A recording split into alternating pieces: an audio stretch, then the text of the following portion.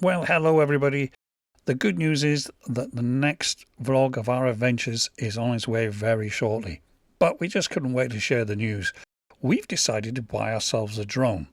And we're hoping with the use of the drone, we can actually start bringing a lot more depth to the videos that we're making and share with you the true beauty of this wonderful coastline. In this first vlog, we're actually starting to get used to how we fly the drone. Common sense says you learn how to fly before you go near the water. But it's also given us a wonderful chance to share some of the beauty of the hills around where we live and our wonderful coastline on our doorstep. Hope you enjoy.